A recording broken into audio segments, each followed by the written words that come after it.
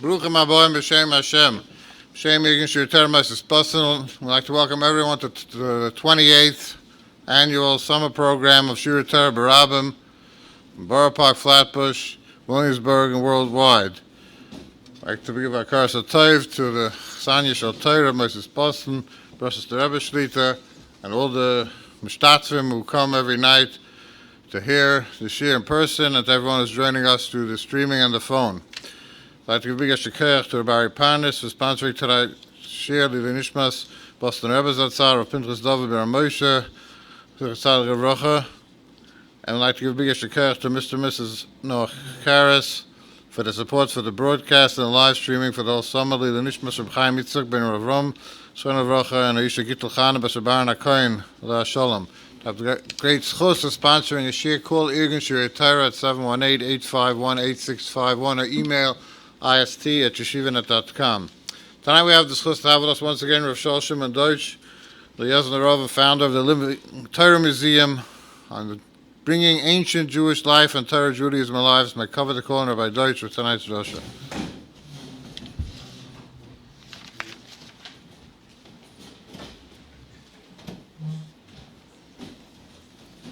In 9 days and 2 months from now is going to be the Chafetz Chaim's 90th yahrzeit. I was sitting earlier today and thinking, halavai, Klal Yisrael would listen to the Chafetz Chaim. Because people have a selective memory about the Chafetz Chaim. There's Shmiras Haloshen, there's learning that the Chafetz Chaim wanted, but there's so many things the Chafetz Chaim wanted that nobody ever did. Very few. Yechidim are doing.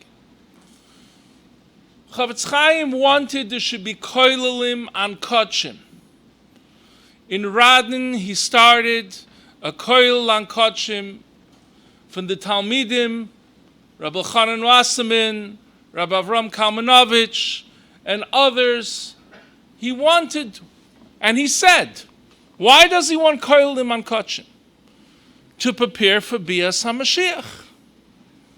If you were to make, right now, a survey and ask the average person, take Parshas Pinchas, do you understand the karbanis?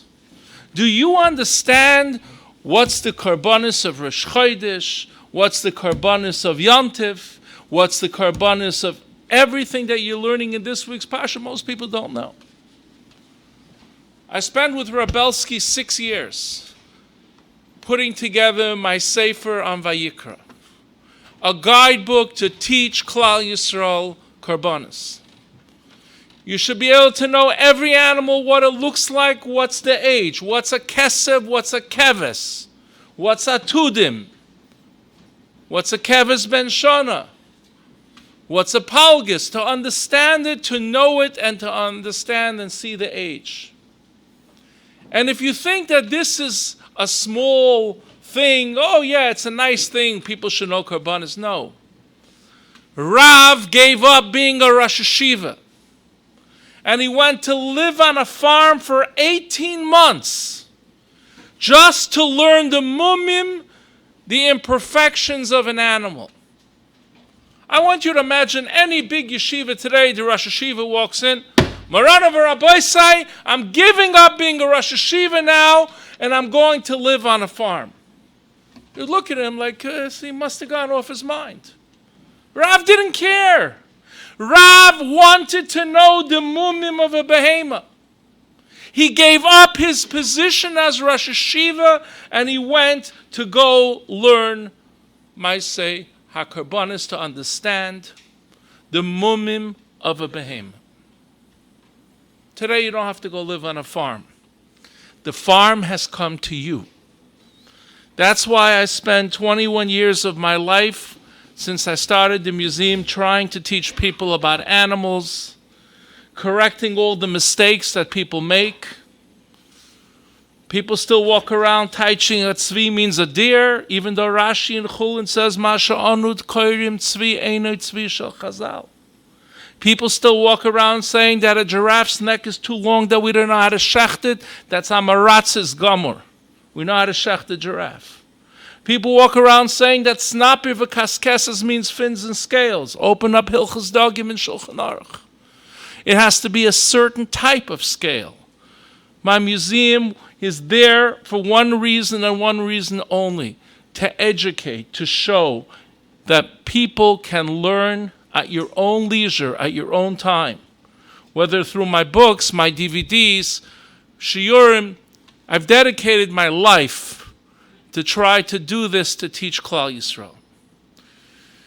Tonight I'm going to take a little bit of that theme and show you tonight a few important halachas that people are learning, mishnahs that you're learning, and most people don't understand. What is a kohen who is a Baal Mum? So one of the mumim of a Baal Mum of a kohen, do we have anybody here that's a kohen? Anybody here a kohen? Oh, good. You're a kohen? A kohen gadol. Very good. Excellent. Come over here. Come over here. I'm going to show you something very interesting. Please take off your glasses. Okay. There are three parts to this man's eyeball. There's the white, there's the black, and he has a color of brown in his eye. The pupil is the middle. The pupil with the color in English is called the iris. Do you know what it's called in the Mishnah? The ris shebe'einav. In English, we just added the eye. If his eyeball is too big or it's too small, he is puzzled to do the avodah. So what is Mashiach going to do 20 minutes after Mashiach comes? He's going to correct all the Kohanim's women. Right. So the lefties are going to become righties. I'm a lefty. Very good. So you are the perfect guy. And I knew that. You're the perfect guy. Your lefty is going to become a righty, according to many. Your eyeballs have to be checked. If the center of your eye, the brown and the black, the rish be'einav is as big as an egel, I brought you an egel. I brought you a calf. Then you are a Baal Mum. So Baruch Hashem, you just passed your test. If it's as small as an avos, a goose's eye is very teeny, then that's what the Mishnah is talking about. So every kohen has to be checked that his eyeballs are not too big or too small. Give him a big round of applause. He just passed the test. Shkoyach. So that's why I brought to you an egel, to see exactly the eyes that the Mishnah is referring to. I'm not the No. Now, with that said, I also brought you something that people are shocked. A keves ben shana, a baby little sheep. Korban Pesach, keves ben shana, you brought for a korban, ba'boiker, ba'erev. They were baby korbanos. Now you're going to say to me, this is a korban Pesach? I imagine a korban Pesach, some huge animal that they needed big chaburas. No. This one was 2 weeks old when it died. And we preserved it. Skin is real, inside is plastic, eyes are glass. That's a 2-week-old. Korban Pesach is from 8 days old. Most korbanos are from 30 days. Korban Pesach could be even after 8 days. So this is a kosher keves ben shana. Okay, in 11 months and 3 weeks and 6 days, he's going to be about 5 times the size. But he's still a small animal. What happens when he becomes exactly a year old? He becomes a palgus. There's a fascinating Rambam. The Rambam tells us that what happens if an animal was born on Erev Pesach. Let's use a time, 9 o'clock in the morning. Another animal was born on Erev Pesach, 3 o'clock in the afternoon. Zog the Rambam, the one that was born in the morning at 9 o'clock in this example, by the time it reaches Chatzos, when they were bringing Korban Pesach, he is already a year old. Lefi hashois, according to the hours. And therefore, he is not kosher to be brought as a Korban Pesach on his birthday. But the animal born 3 o'clock in the afternoon, he's kosher to be brought as a Korban Pesach on the day he was born, on his birthday. Why? Because he's not a year lefi hashois, according to the hours. You have a birth certificate? It says what time you were born? Right? Okay. It says what time you were born. A year later.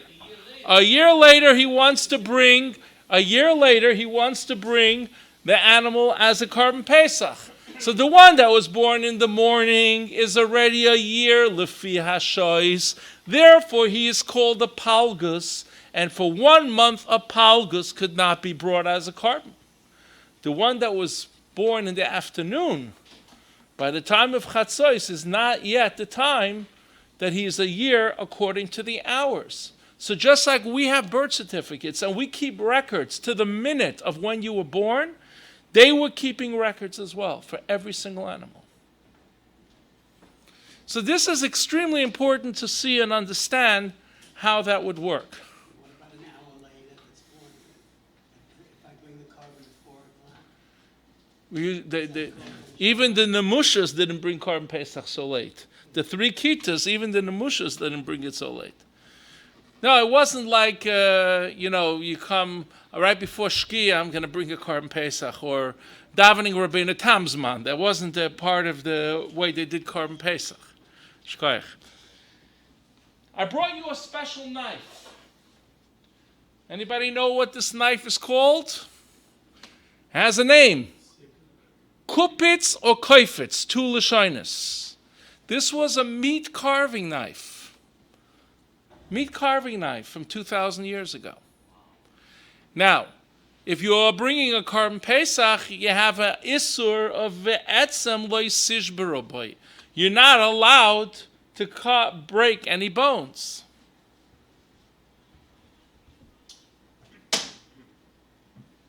There was a chelik of a Korban Pesach that you had to give to the Beis Hamikdash, to the Mizbeach.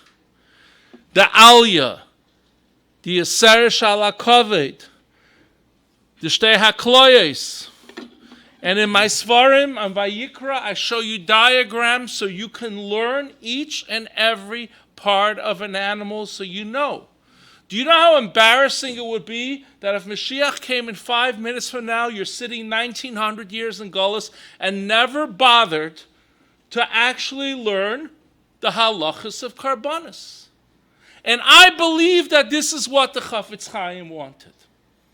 So maybe Lekavod, the 90th yard side of the Chafetz Chaim, maybe the people watching this wherever you are around the world, you'll take upon yourself tonight a hachlata for the next 2 months in the Kavod of the Chafetz Chaim's 90th yard side to learn Maaseh HaKarbanos. Rab Tzvi Kaplan at Yisrael Baruch Hashem, he's from the few who has made it his business. I was sitting in Rab Tzvi Kaplan's house a few months ago, and I said to him, Baruch Hashem, that you're doing what you're doing. My son learns in his kollel. My son-in-law learns in his kollel. Kollel Kachim.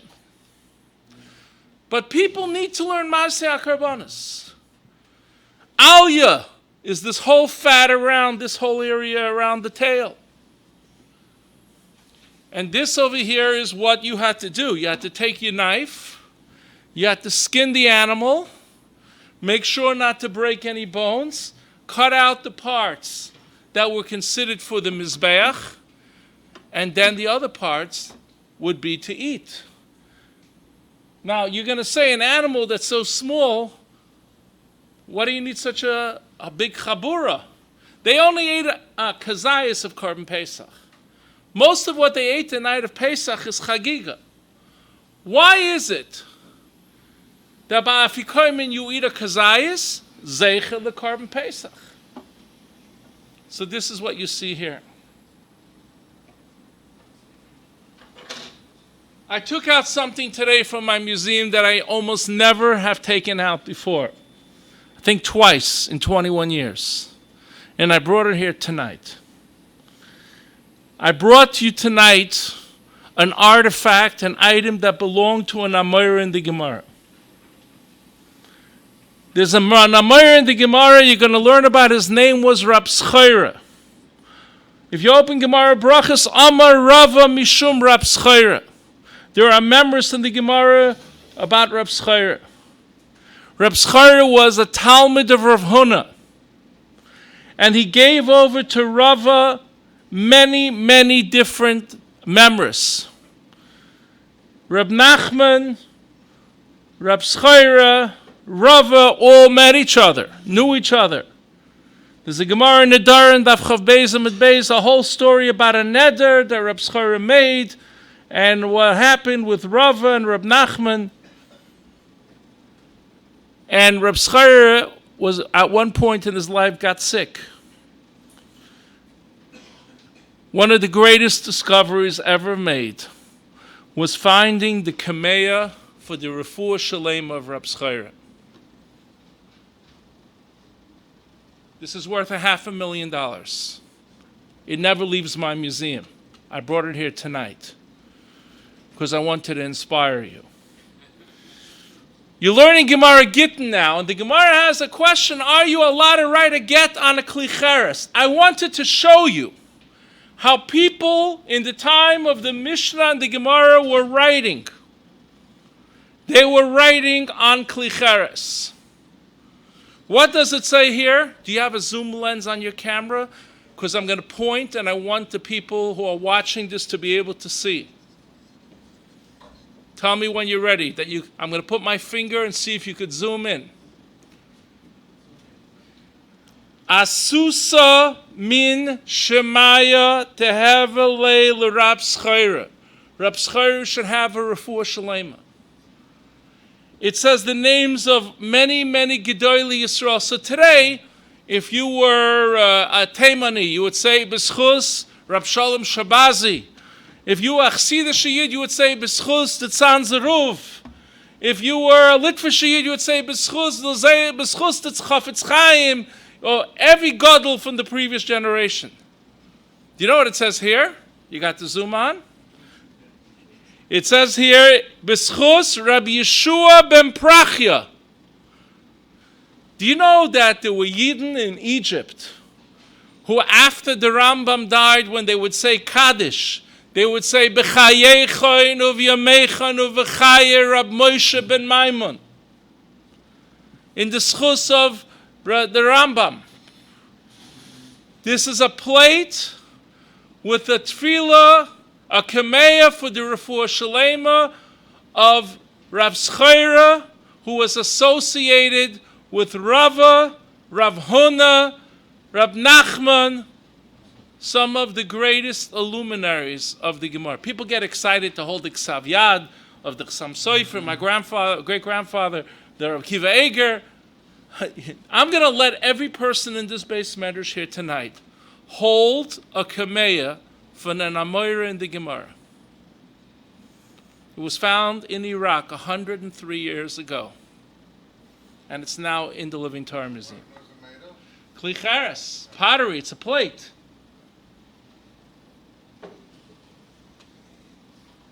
This is a broken plate. Just to show you what you're learning now in Daf Yomi about writing on things. They didn't have paper. So either they had nayar, which is papyrus, and if you remember last year I brought some pieces of papyrus, nayar.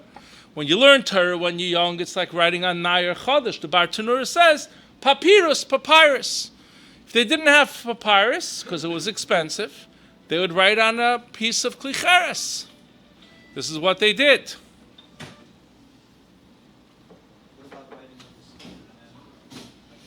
Okay, so now, I try not to repeat what I spoke about in previous years, but in one of the previous shiurim I explained what's the difference of gvil, what's the difference of klaf, and duchsustus, right? But we're not going to go into that tonight because I try each time to do something different. Let's see if anyone knows this, okay? A riddle. I will give you a free book, a $35 prize right now. Anyone who could tell me where in Rashi and Chumash pizza is mentioned. Where in Rashi and Chumash is pizza mentioned? You can guess. What's the pasuk that Rashi says, a word in French which means something relating to pizza? Anybody? No? It has to do with the avodah of the Beis Hamikdash and the Mishkan. There was a tool that was called the Ya'im, the Ya'av. So Rashi says, what's a Ya'av? A machta without walls. And then he uses a word, vadil. Do you know what the word vadil in Old French means? Pizza peel. Go into a pizza shop, and they're taking pizza out of an oven. Obviously, this one was a small thing, but they would have a big one, or a matzah bakery.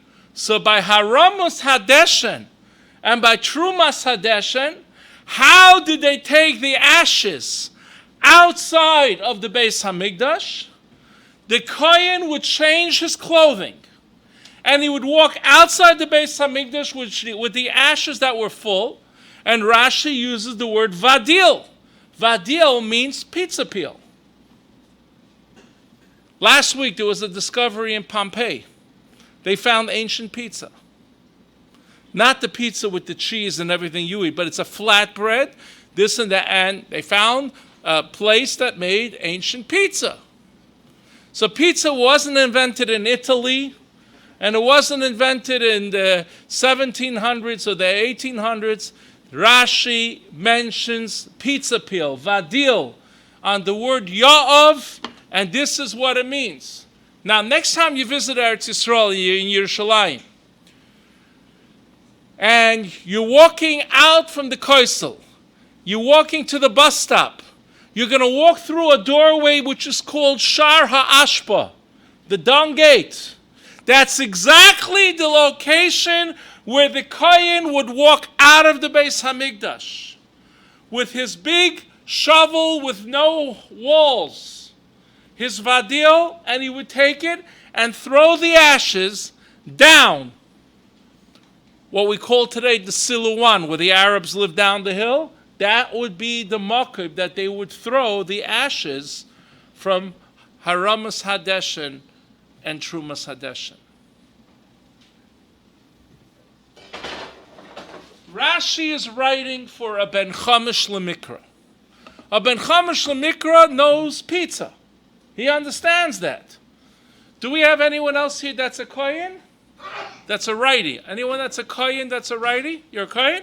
Come. Are you a Kohen? Kohen? No? You're a Kohen? Come over here. Okay. It's time to teach you the Avodah of Yom Kippur. Okay? Come stand next to me over here. Okay. Now you're a righty, right? Yes. Okay. Take your right hand, make a fist. I'm going to take this 2,000-year-old machta that has the three defanis, the three walls as Rashi describes, and I'm going to stick it right here in between your ribs. Excellent. Now open your mouth as wide as it goes. All the way open. No, all the way open. Bite down. Okay. Lift your chin. Bite down again. Open up. Bite down. Lift your chin. Okay, now I want you to walk there and back just like that for 7 days before Yom Kippur. You're going to drop your kataris like that. Chin up. Let's go. I'm going to teach you. This has to be a little lower down. Chin up. Excellent. Keep walking. That's what the Kohen Gadol did 7 days before Yom Kippur. In Lishkas HaPalhedrin, he had to practice. Now, if you want to be Kohen Gadol, you got to stop eating candies, because you need strong teeth, okay? And this is what you had to do. Thank you very much. You can give him a big round of applause. 1 second, I didn't know that. He is a retired dentist. Go ahead. I'm trying to make the avodah that you learn in Masechtas Yuma real to you. That's what you're going to find in my Sfarim. You're going to be able to, if you're interested in the Beis Hamikdash, Malachim Aleph is a very good book for you, because I show you all the technologies that were being used in the time of Shlomo when they built the Beis Hamikdash. If you go on interested in the avodah, it's the book on Vayikra. But then we deal now with one more thing, which is very, very fascinating. We're going to deal with the Churban in a minute, but coming up in a couple of weeks, we're going to learn Parshas Maseh. And unfortunately, most people learn Parshas Maseh, say Tehillim. It's not even Limud HaTorah, it's just Tehillim. The Vayisu, they went. And Vayisu, and they went. So, myself and Rabbi Yisrael Belsky figured out the 42 Masois of Bnei Yisrael. There have been a few books that have come out over the years. One was called Re'elo Maseh from Rav Dan Schwartz. And once I finished reading his book, I called him up. I said, I'd like to have a meeting with you. And he met with me in the museum, and I asked him a question. I said, where did you create these maps from? Because all the places are in the wrong places where you put them. So he said he used his imagination of what he could imagine they can be, and I don't go by imagination. Myself and Rabelsky went back to the ancient languages being used in the time of the Torah. In the ancient languages being used in the time of the Torah, one of them is Egyptian, hieroglyphics, one is Phoenician, one is Amorite, one is Ammonite. Now, the Torah itself uses all those languages. Har Hermon, Parshas Devarim, Vahatzidonim, and the Phoenicians, Karla Sinir. V'ha'amorim, and the Amorites, Karla Shinar. Eretz Rephaim, V'ha'amoinim, Karla Zamzamim. So the Torah just gave you Phoenician, Amorite, and Ammonite. V'hoyu l'toitofis b'nei necha, tat pas, Coptic is Egyptian, and African. I just gave you 5 languages being used in the Torah.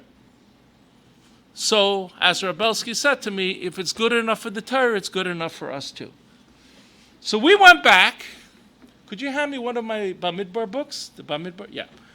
And in the back of my book on Bamidbar, I show you color pictures of the 42 stops of Bnei Yisrael. Where are they today? What do they look like?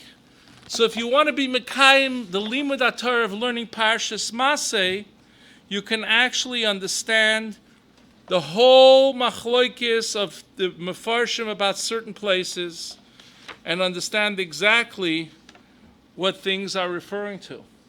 And I even show you pictures of odd things that are mentioned in Rashi that you usually don't get to see.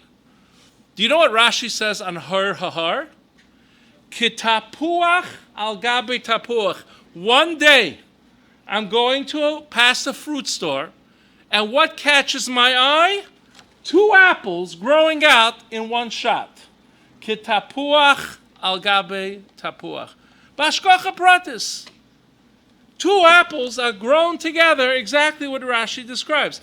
And if you go to Har Hahar, you can see the big mountain and the little mountain that's on top of the big mountain. Kitapuach al gabi tapuach. I'd like to show you now an amazing thing that's negeya to this week. We're going to talk a little bit about Shivas Tammuz. So Chazal tell us, why do we fast on Shivas Tammuz? One of the things is that was the day that the Avnei Blisterois busted through the walls of Yerushalayim. So I brought you today an Evan Blisteroi.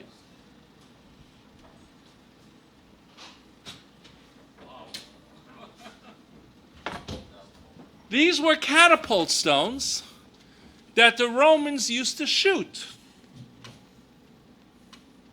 They had a catapult. On my DVD on the story of Tisha B'Av, I show you a reenactment of the whole final years of the Churban of the Beis Hamikdash. The red one, could you hand that to me? On this DVD, and if you don't have a DVD player anymore, Amazon still sells them for $40. You can get you a little DVD player. And you can see them launching these stones, Avnei Blisterois.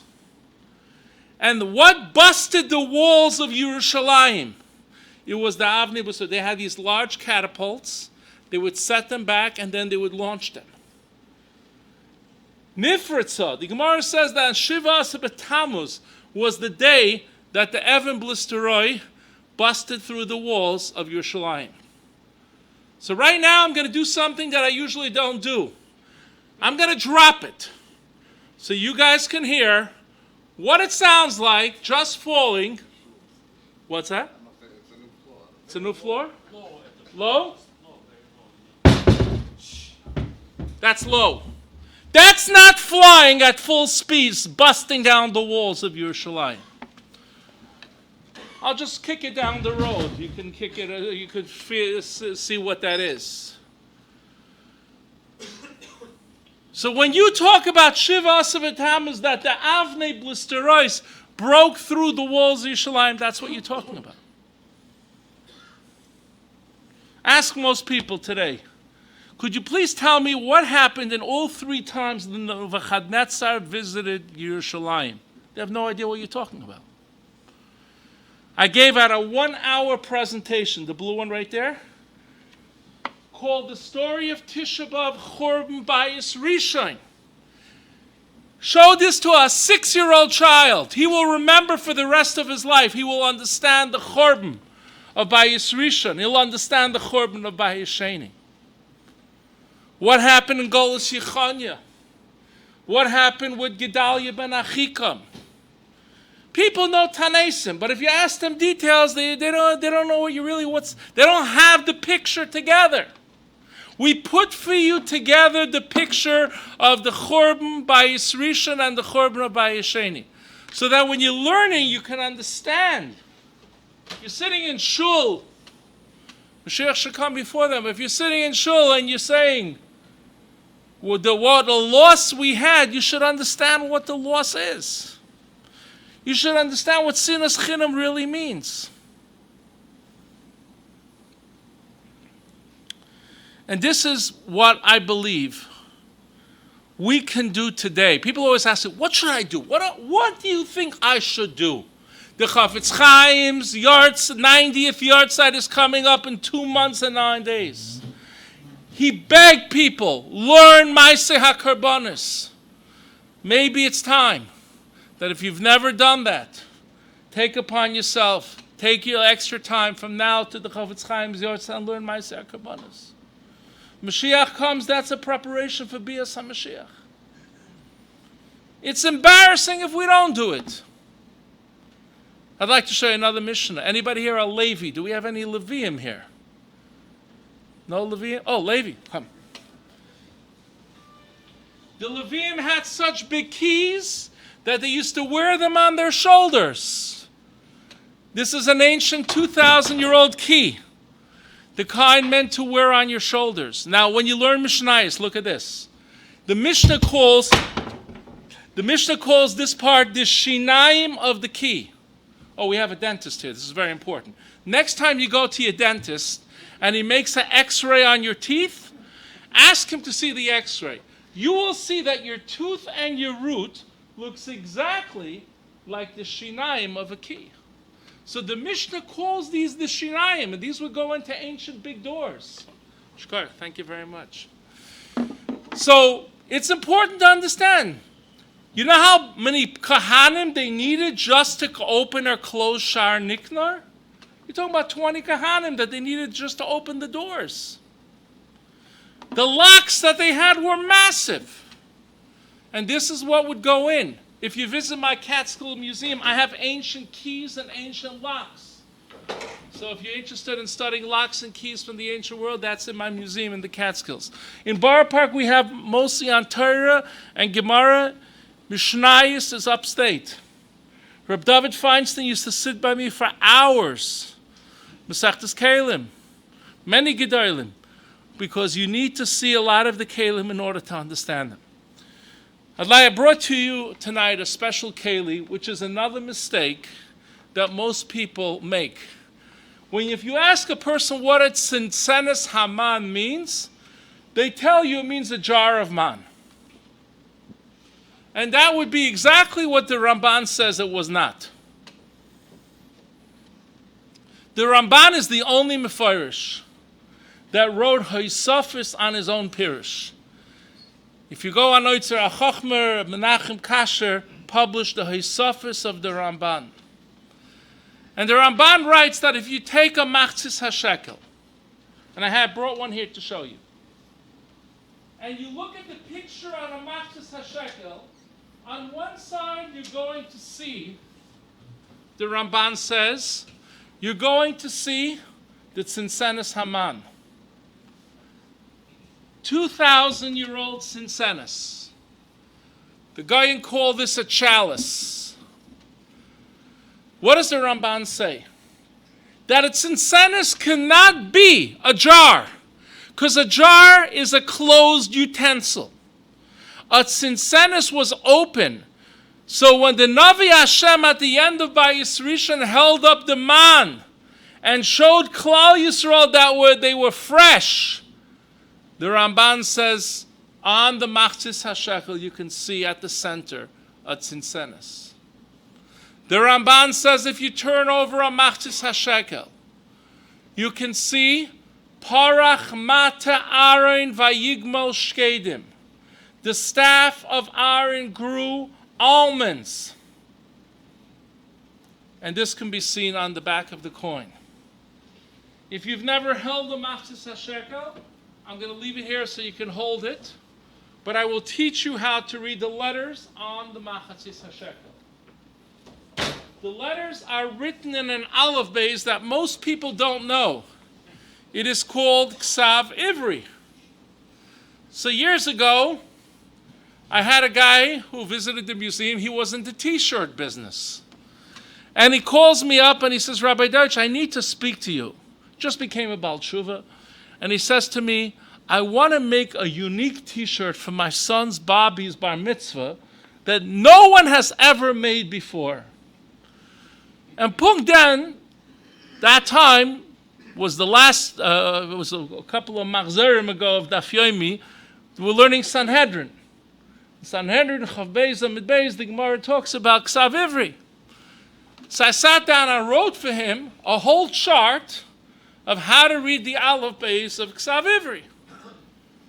And he was so happy. At the end, he wanted to thank me, so he made me also some t-shirts, and he put the logo of the Living Torah Museum on it. And he gave me a few t-shirts. I was very happy. One day, did you give me my book on Bereshis? One day, the Novominsker Rebbe calls me up. Tomorrow, I have to give a shir in Novominsk, and the Gemara Megillah talks about Ksav Ivri. Could you possibly teach me how to read Ksav Ivri? I said, come over. This is a beautiful picture. So this is the Novominsker Rebbe sitting in my museum with a t-shirt, learning how to read Ksav Ivri. At the end, I taught him how to read the letters of Ksav Ivri. I showed him everything the Gemara says about the Samach and the Mem Shebeluchas, Benes HaYoimdim. It's possible in Aral, but it's not in Ivri. All the Gemaras. So the Novominsker Rebbe says to me, I'd like to buy a t-shirt from you. I said, you're going to wear it? He says, no. But when I give a shir in Novominsk, I'm going to hold it up, and I'm going to teach everybody how to read Ksav Ivri. So I want to teach you now how to read the word Chatzi HaShekel. Ches is a ladder. Tzadik is a stool sitting sideways. Yud is a Z with a line. Chatzi. HaShekel, Hey is a funny looking F. Shin is a W. Kuf is a lollipop. Lamed is our letter Tes. So 2,000 years ago, if you wanted to write Chatzi HaShekel, it's really easy. Ladder, stool sitting sideways, Z with a line, funny looking FW, lollipop Tes. That's how they would write it. Tell you a funny story. I was giving a shir a number of years ago in Chicago, and I taught all the kids how to read Ksav Ivri. A week after I left Chicago, a Rebbe calls me up. You're not going to believe what happened today in class. I took away a note that one kid was writing to the other one. They were writing to each other in Ksav Ivri. I said, Baruch Hashem. I said, I'm very happy. So when they learn Gemara, Megillah, and Sanhedrin, they're going to know exactly what the Gemara is talking about. So, by the way, if you want to have a secret language that nobody except you and whatever friend you want to have, you can actually learn how. My book on Bereshis has aleph-based charts of Ksav Ivri in it in order to teach you.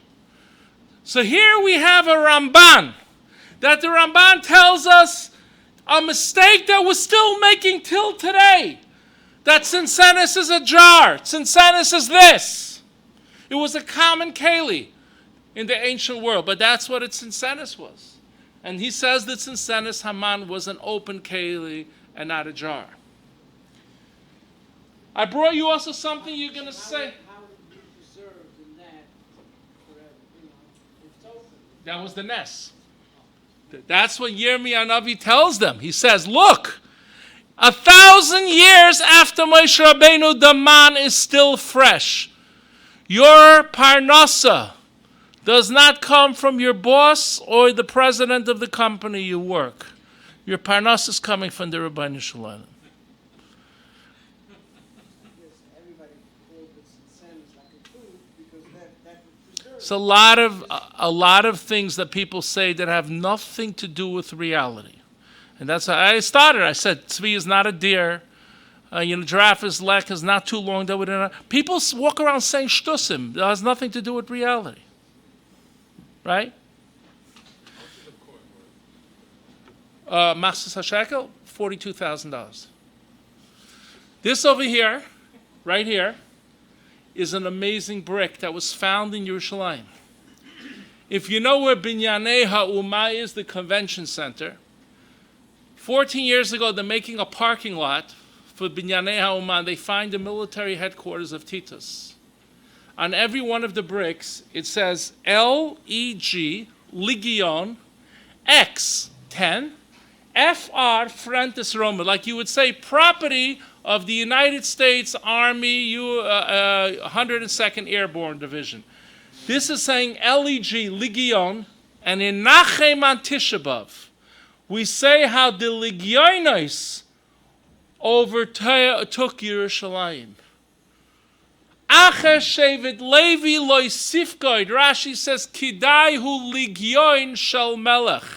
Shevet Levi is their own legion. A lot of words we use today in English come from Roman Latin. The word in English is collar. The word in the Gemara and in Roman Latin is koiler.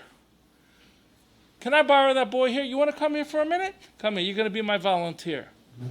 This is called koiler tolui bitzavaroi. Okay? Two types of people wore one of these koilers. Either a slave or a prisoner. Hayotze b'koiler. So pick up your neck. I'm going to put you on a 2,000-year-old koiler.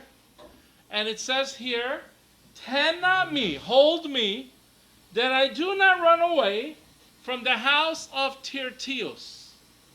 Name of the owner was Tirtius. So if you buy a dog, you put a name collar on the dog. That's what they were doing to people. The Gemara in Bracha says, give him a big round of applause. He did such a good job. The Gemara in Brachas tells us if you go to sleep at night and you dream that you wear a koiler, a collar, you have to fast even on Shabbos. Moisifin loy shmira al shmirasai. You need a special shmira. So this here is mamish something that you see that you're learning about.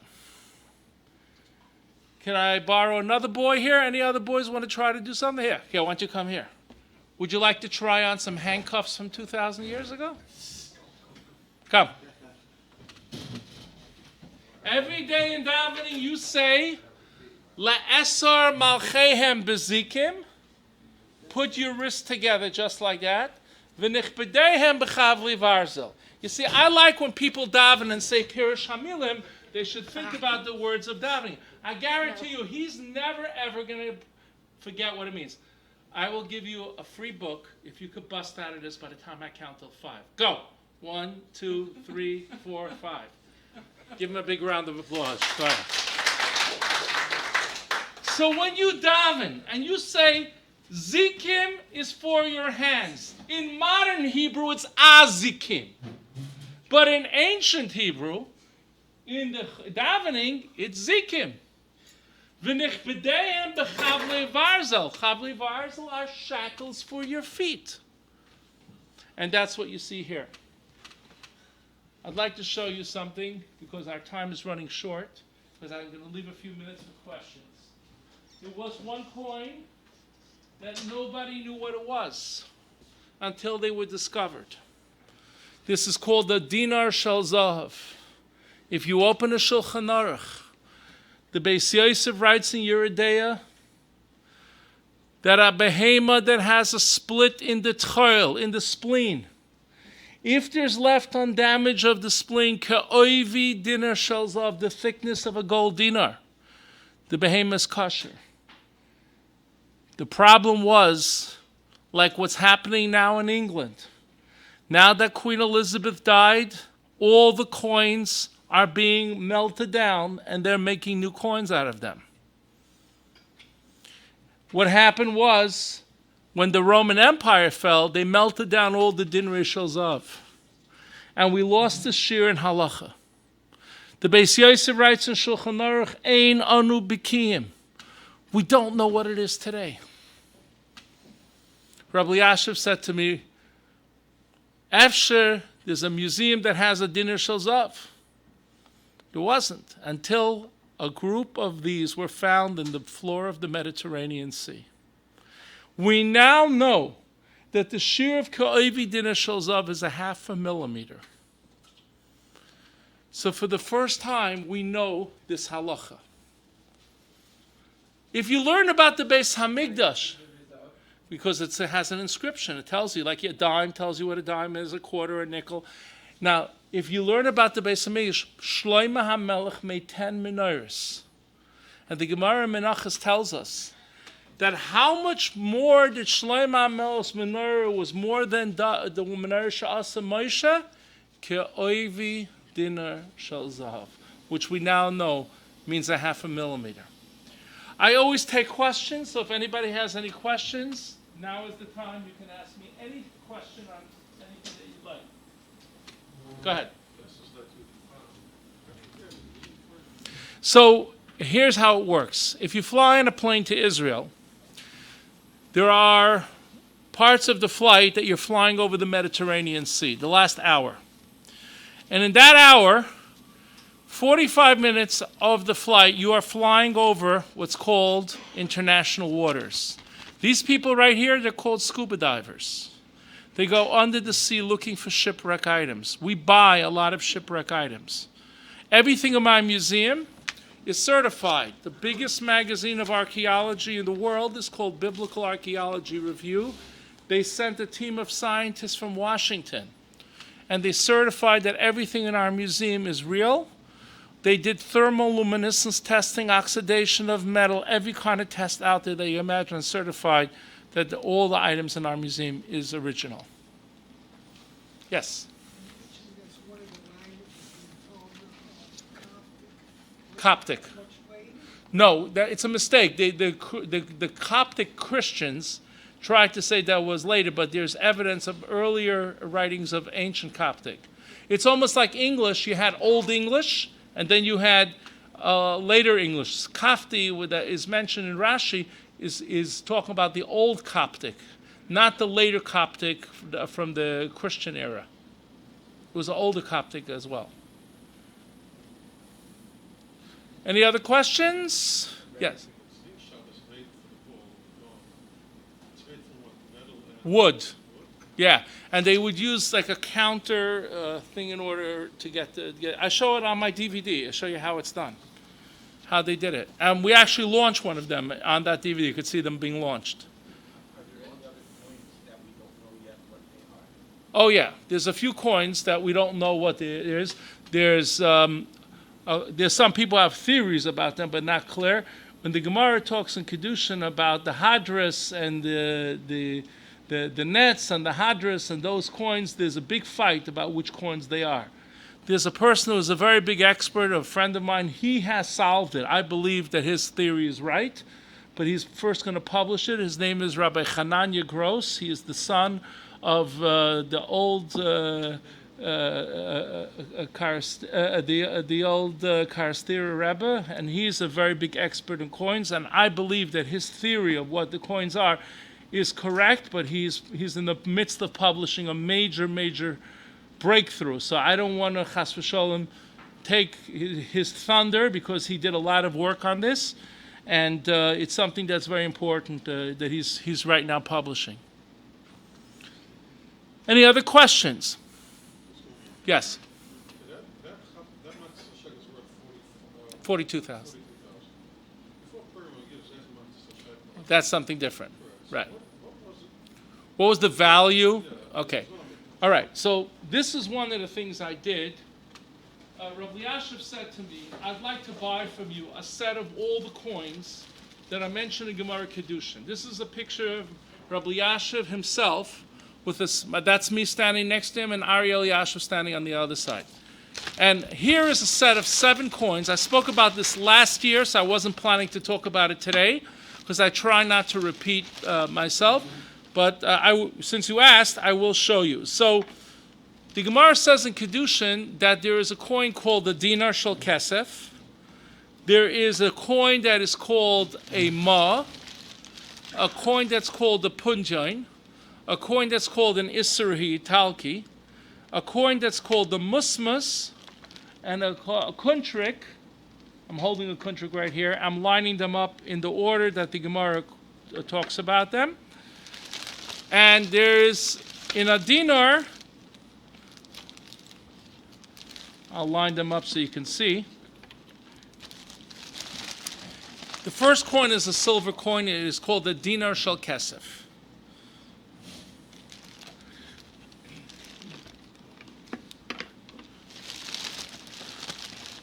Of course, it's going to come out of the bag, probably the last one. Of course. So here's a dinar shel kesef.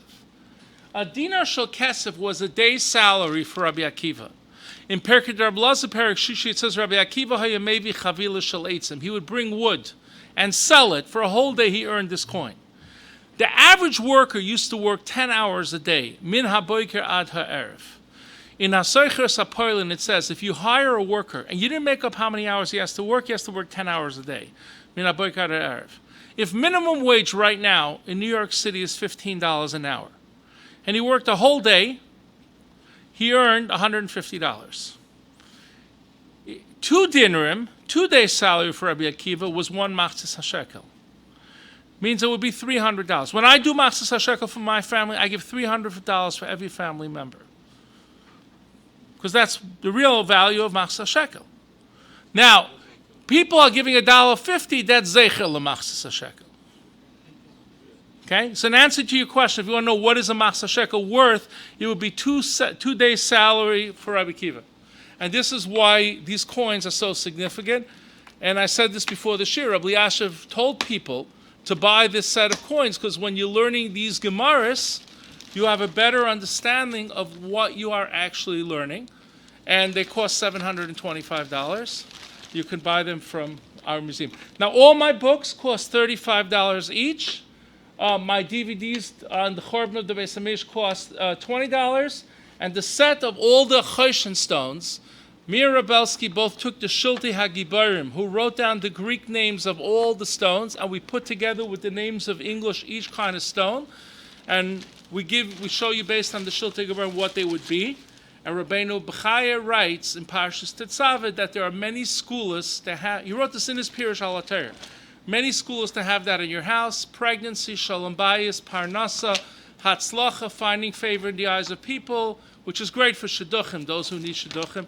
I actually had a girl who was 31 years old from Lakewood who came to me, and she was crying that she needs a shidduch. I told her, Rabbeinu Bechaya says it's Nesinas Chain. And she bought it, and 2.5 months later she called me from her l'chaim.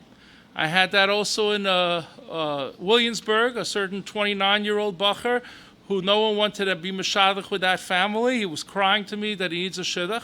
I told him about this skula that Rabbeinu Bechai writes in the Sinas Chain, And he also became a chassan. So I tell people now that I'm going to solve the whole shidduch crisis in Klal Yisrael myself. Anyone who needs a shidduch, Rabbeinu Bechaya opened up Parshas Tetzaveh by the Avnei Choshen. And he says this. Right.